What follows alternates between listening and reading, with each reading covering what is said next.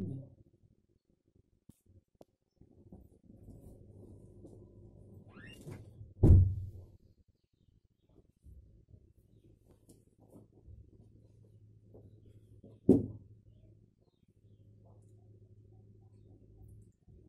Students, अस्सलाम वालेकुम वरहमतुल्लाहि वबरकातुहू।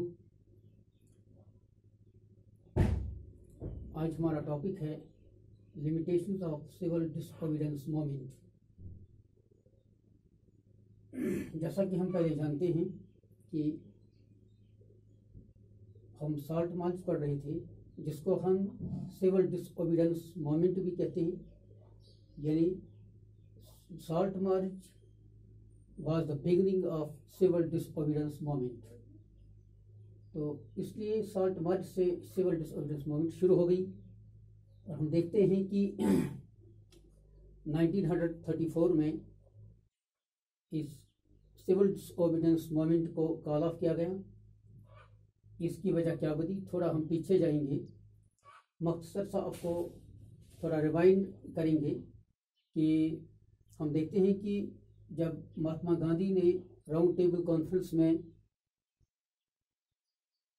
वाइसरॉय अरविंद के साथ ये ये किया था, ये पैच किया था, ये डिसाइड किया था कि हम राउंड टेबल कॉन्फ्रेंस जो दूसरी होने वाली थी 1931 में, तो उसमें उसने शिरकत की, इस शर्त पर कि तमाम प्रिजनर्स को रहा किया जाएगा। और इसके बाद जब वो वहाँ गए राउंड टेबल कॉन्फ्रेंस में, लेकिन वहाँ उन्हें नाकाम और डिसअपॉइंट होकर वापस आना पड़ा, मायूस होकर वापस आना पड़ा, क्योंकि वहाँ नेगोशिएशन जो थे, बातचीत जो थी, वो फेल हो गई। और फिर जब महात्मा गांधी फिर इंडिया वापस आए तो उन्होंने क्या देखा कि यहाँ एक नया किस्म का रिप्रेशन, नया किस्म का जुल्म जबर कॉलोनियल हुकूमत ने शुरू किया था, अंग्रेज़ों ने शुरू किया था। और इसमें हम क्या देखते हैं कि जो जवाहरलाल नेहरू जो थे वो जेल में बंद किए गए थे। He was imprisoned and Khan Abdul Ghaffar Khan was also imprisoned. और ये भी कांग्रेस जो था, कांग्रेस को इलीगल करार दिया गया था। और इसके साथ साथ तमाम प्रोटेस्ट, बाइकॉट्स, तमाम हड़ताल को बैन किया गया था। और अब महात्मा गांधी ने दोबारा रिलॉन्च करनी चाहिए इस सिविल डिसओबीडियंस मूवमेंट को, लेकिन बहुत ही मुश्किल से उन्होंने इसको रिलॉन्च किया, यानी दोबारा शुरू किया। और वो दोबारा जब उन्होंने शुरू की तो दोबारा शुरू करते हुए उन्हें बहुत मुश्किलात का सामना करना पड़ा। और सिर्फ ज़्यादा से ज़्यादा वो साल, 1.5 साल तक इसको चला पाए। इसके बाद 1934 में वो सिविल डिसओबीडियंस मूवमेंट जो है वो कॉल ऑफ करनी पड़ी। और हम देखते हैं कि असल में लिमिटेशन इसके क्या थे। तो लिमिटेशन, खामियां इसमें क्या थी, तो हम देखते हैं कि जब नॉन कोऑपरेशन मूवमेंट लॉन्च की गई थी, नॉन कोऑपरेशन मूवमेंट ने तमाम सेक्शंस ने इसका साथ दिया था। इसमें नॉन कोऑपरेशन मूवमेंट और ये खिलाफत मूवमेंट एक साथ उन्होंने चलाई थी। इसमें तमाम क्लासेस ने पार्टिसिपेट किया था। लेकिन बात यह है कि असल में जो था कि इंडिया जो है ये एक डाइवर्स कंट्री है, एक डाइवर्स कंट्री है। इसमें मल्टी लिंग्विस्टिक लोग रहते हैं, मुख्तलिफ ज़बानें यहाँ हैं, मुख्तलिफ मज़ाहिब यहाँ हैं और मुख्तलिफ सेक्शंस यहाँ लोगों के हैं। तो इसलिए हम कहते हैं कि इंडिया जो है it is a diverse country. और यहाँ जो महात्मा गांधी ने ये कोशिश की कि within this diversity there must be unity. तो इस डाइवर्सिटी को हर वक्त महात्मा गांधी ने मद्देनजर रखा कि इस डाइवर्सिटी को कांग्रेस में मद्देनजर रखा। उसने तमाम जो मुख्तलिफ मज़ाहिब के लोग थे, मुख्तलिफ कल्चर से ताल्लुक़ रखने वाले जो लोग थे, इन सबों को साथ लेकर महात्मा गांधी चलना चाहते थे। और हम देखते हैं कि सिविल डिसओबीडियंस मूवमेंट में सबसे बड़ी लिमिटेशन जो थी वो यही डाइवर्सिटी हुई। एक तबका जो इंडिया में था उसको हम कहते हैं अनटचेबल। अनटचेबलों का भी एक तबका इंडिया में है। और ये तबका जो था ये बिल्कुल कांग्रेस लीडर्स जो थे ये इग्नोर इनको करते थे। कांग्रेस लीडर्स ने इनको इग्नोर किया, इस वजह से इग्नोर किया, अगर कांग्रेस लीडर्स ये जो अनटचेबल्स हैं, जो अपने आप को दलित कहते थे, दलित मीन्स ऑपरेसर, दलित ऑपरेसर मीन्स जिनको अपने हुकूक नहीं मिलते हों, जिनके जिनको मतलब वो जो अपने राइट्स को एंजॉय नहीं करते हूँ, जो समाज में दबाए गए हूँ, जिन पर समाज में जुल्म होता होगा, तो ऐसे लोगों को वो खुद को दलित कहते थे। 1930 से इन लोगों ने अनटचेबल्स ने अपने खुद को दलित के नाम से पुकारना शुरू किया, यानी ऑप्रेस्ड क्लास। तो इसके बाद जो है कांग्रेस ने जब मूवमेंट शुरू की, नेशनल स्ट्रगल की मूवमेंट शुरू की, और इन दलित की तरफ इन्होंने इग्नोर किया, इनके लीडर्स को साथ नहीं लिया।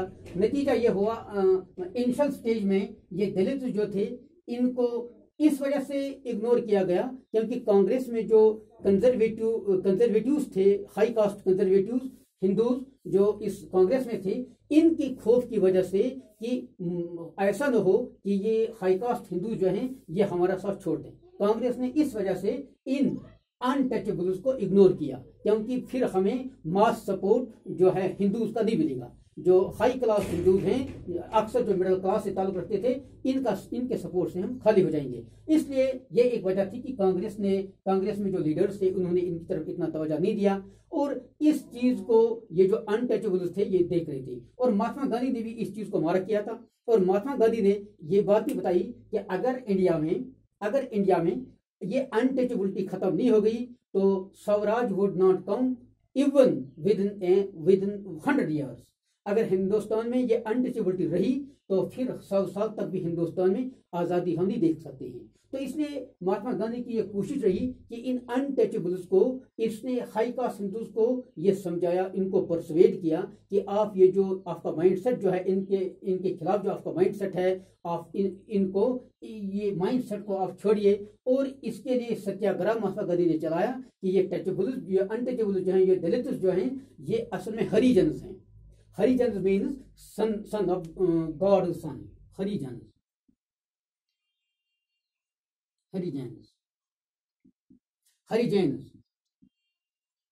सन ऑफ गॉड। तो महात्मा गांधी ने इनको लक़ब दिया कि ये जो जिनको आप अनटचेबल कहते हैं ये असल में हरिजन्स हैं, ये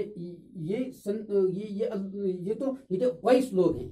तो इसलिए इसके लिए महात्मा गांधी ने बहुत कोशिश की ताकि ये नेशनल मूवमेंट जो है ये किसी भी सूरत में कमजोर न होनी चाहिए। लेकिन असल में ये दलित जो थे ये खुद को गैर महफूज समझते थे। तो इसलिए इनके लीडर्स जो थे, जो इनके प्रोमिनेंट लीडर्स थे, मतलब B.R. अम्बेडकर, तो अम्बेडकर जैसे लीडर्स ने इनको फिर एक डिप्रेस्ड क्लासेस एसोसिएशन में बनाई, इनके लिए, इन दलित के लिए एक डिप्रेस्ड क्लासेस एसोसिएशन,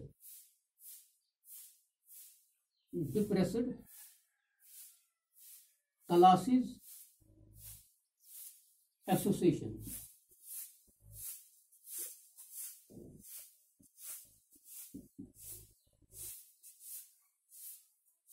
में एक एसोसिएशन बनाई। यानी अम्बेडकर भी ये चाहता था कि ये जो है, ये हमारी जो ये अनटचेबल जो हैं कि इनको यूनाइट किया, इनको ऑर्गेनाइज किया, और एक इनके लिए एक एसोसिएशन बनाई जिसको वो डिप्रेस्ड क्लास एसोसिएशन के नाम से कहते थे। और इसमें अम्बेडकर ने ये डिमांड लगाई कि ये जो हैं इनके लिए जो हैं, हमारे लिए अनटचेबल्स के लिए रिजर्व सीट्स होनी चाहिए, और हमें रिजर्व इंस्टीट्यूशन में भी हमारे लिए रिजर्व सीट्स हों, और हमारे लिए जो इलेक्टोरेट्स में भी, इलेक्शन में भी इलेक्टोरेट के लिए भी हमारे लिए रिजर्व सीट्स हों, और ताकि हमारे लिए लेजिस्लेटिव काउंसिल जो हैं, लेजिस्लेटिव जो प्रोविंशियल लेजिस्लेटिव काउंसिल्स हैं, तो उनमें भी हमारे लिए मखसूस सीटें होनी चाहिए, ताकि हम अपना जो एम्पावरमेंट है, हम ऐवान में जाकर ही अपना एम्पावरमेंट को इम्प्रूव कर सकते हैं। तो इसलिए ये तो अम्बेडकर की बहुत बड़ी डिमांड रही कि ये जो हमारे लिए रिजर्व सीट्स होनी चाहिए इंस्टीट्यूशन में भी, और यहाँ जो मतलब सेपरेट इलेक्टोरेट्स हमारे लिए होनी चाहिए। यानी हम अलग तरह से हम अपने मेंबरों को हमें ये आज़ादी मिली होनी चाहिए कि हम अपने मेंबर्स को खुद चुनें, यानी के लिए रिजर्व इलेक्टोरेट होना चाहिए अलग। लेकिन जब महात्मा गांधी ने ये देखा, ये माइंडसेट, और ये जो ब्रिटिश गवर्नमेंट थी, ब्रिटिश गवर्नमेंट भी इनको सपोर्ट करती थी। ब्रिटिश गवर्नमेंट भी अम्बेडकर के इस बात के साथ ये जो सपोर्ट करती थी कि इनके लिए ये जो रिजर्व सीट्स होनी चाहिए, ताकि प्रोविंशियल सतह पर इनको, लेजिस्लेटिव प्रोविंशियल सतह पर भी इनके लिए अलग सीटें होनी चाहिए। तो लेकिन महात्मा गांधी ने क्या किया? महात्मा गांधी ने अपोजिशन की। महात्मा गांधी ने ही फास्टेड ऑन टू डेथ, यानी महात्मा गांधी ने वो जो उसने वो भूखा रहा, उसने ये कसम खाई कि मैं भूखा रहूंगा, भूखा मरूंगा, लेकिन इस डिमांड को पूरा नहीं करूंगा, इस डिमांड को पूरा होने नहीं दूंगा। तो लेकिन एट लास्ट फिर एक पैक्ट होता है, अम्बेडकर और महात्मा गांधी के दरमियान एक पैक्ट होता है जिसको हम कहते हैं पुणे पैक्ट।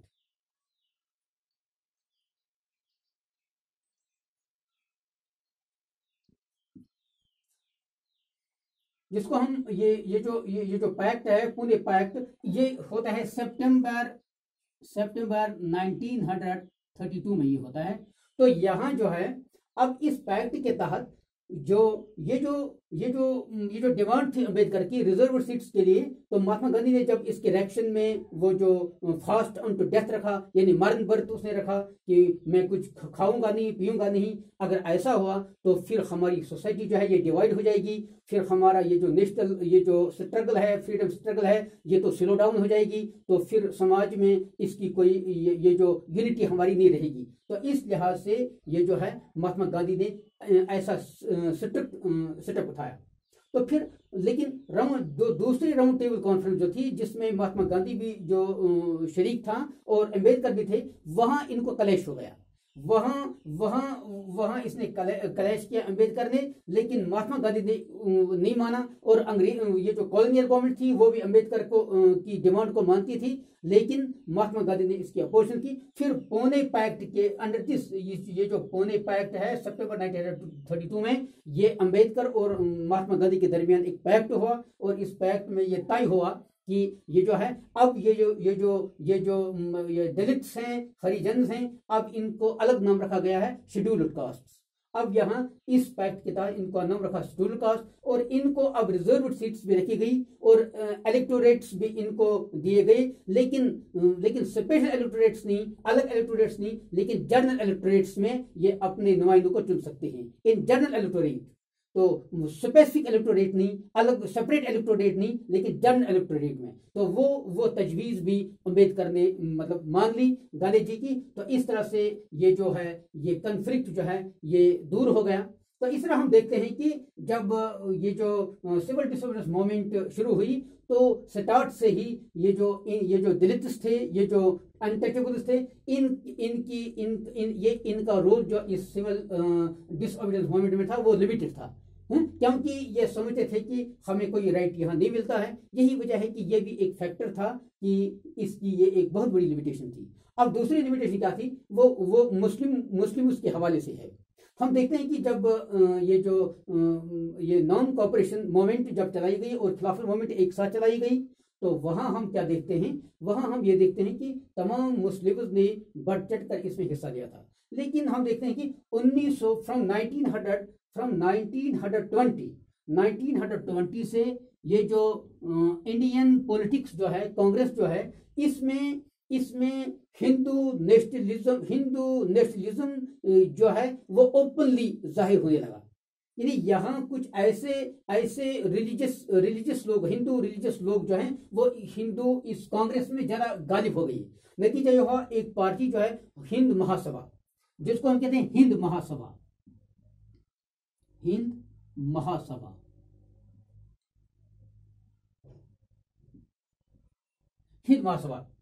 महासभा जो है, ये एक हिंदू पार्टी थी, ये कांग्रेस में थी, इसके कुछ मेंबर्स। नतीजा ये हुआ कि अब जो है कुछ मजहबी रंग अब सियासत को लगने लगा। अब जो है कन्फ्लिक्ट्स होने लगे, और वजह इसकी ये बनी कि अब जो है ये मजहब की तरफ, इस मजहब की रंगत अब लेने लगी। इस यही वजह है कि मुस्लिम जो थे सिविल डिसओबीडियंस मूवमेंट में मुस्लिमों का रोल ज्यादा नहीं रहा। लेकिन अली मोहम्मद जिन्ना जो मुस्लिम लीग के खास मेंबर थे, फाउंडर मेंबर थे मुस्लिम लीग के, उसने चाहा कि ये नेगोशिएशन में उसने बार बार हिस्सा लिया और महात्मा गांधी के साथ ये नेगोशिएशन हो गई कि मुस्लिम जो हैं इनको भी सेपरेट इलेक्टोरेट्स में, इनको भी सेपरेट इलेक्टोरेट्स में, इनको पॉपुलेशन के proportionately in proportion to population मुस्लिम को भी हिस्सा मिलना चाहिए। तो नतीजा यह हुआ, इसके लिए उन्होंने एक मीटिंग बुलाई, ऑल पार्टीज कॉन्फ्रेंस, और महात्मा गांधी और अदर कांग्रेस मेंबर जो थे वो इस बात पर मुत्फिक थे कि हम जो हैं मुस्लिम्स को हम ये जो सेपरेट इलेक्टोरेट देंगे और in proportion to majority of population, in proportion to the population where the Muslim population is dominant. ये इन इलाकों में जहां मुसलमानों की आबादी ज्यादा है वहां इनको हम सेपरेट इलेक्टोरेट्स देंगे। तो नतीजा यह हुआ ऑल पार्टीज मीटिंग जो हुई, ऑल पार्टीज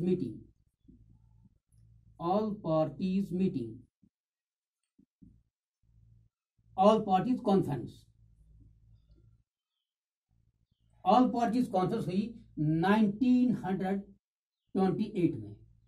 27 से ये शुरू हुई, नेगोशिएशन 27 से शुरू हुई, लेकिन ऑल पार्टीज कॉन्फ्रेंस जो बुलाई गई इस मसले पर कि मुस्लिम को अलग हम रिजर्व्ड सीट्स देंगे और इनको हम ये जो हैं मुस्लिम डोमिनेटेड एरिया जो हैं वहाँ जो हैं एक बंगाल था, बंगाल का प्रोविंस और पंजाब का प्रोविंस, वहाँ इनको पॉपुलेशन के इन प्रोपोर्शन टू पॉपुलेशन इनको वहाँ ये जो मेंबरशिप मिलनी चाहिए, इनको वहाँ ये जो रिप्रेजेंटेशन मिलनी चाहिए। तो इसके लिए वहाँ ये जो ऑल पार्टीज मीटिंग में ये तजवीज़ किया गया कि इसको पास करना था वहाँ। लेकिन वहाँ भी हम देखते हैं एम आर जयाकर जो थे, जो हिंद महासभा के थे, उसने स्ट्रांगली इस कॉम्प्रोमाइज पर मतलब इस कॉम्प्रोमाइज को कामयाब न होने दिया।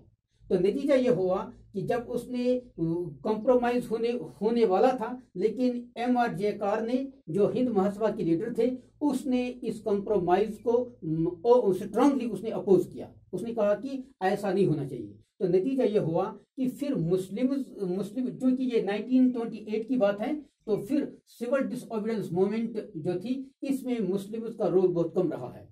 तो इस तरह से ये कुछ बड़े बड़ी वजूहात थे जिसकी वजह से ये जो सिविल डिसओबीडियंस मूवमेंट है इसमें जो कुछ ऐसे सेक्ट्स थे, कुछ मतलब खामियां रह गई थी जिसकी वजह से इसमें ये बहुत मोटी खामियां थी जिसकी वजह से ये मतलब ये इसके लिमिटेशंस थे।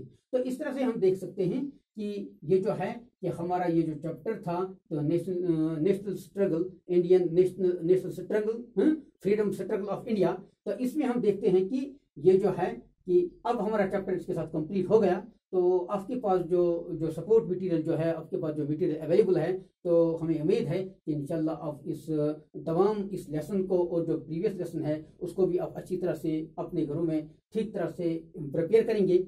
आपके पास जो मटेरियल है और अपने वक्त का सही इस्तेमाल करेंगे। तो बाकी शुक्रिया। अस्सलाम वालेकुम वरहमतुल्लाहि वबरकातुहू।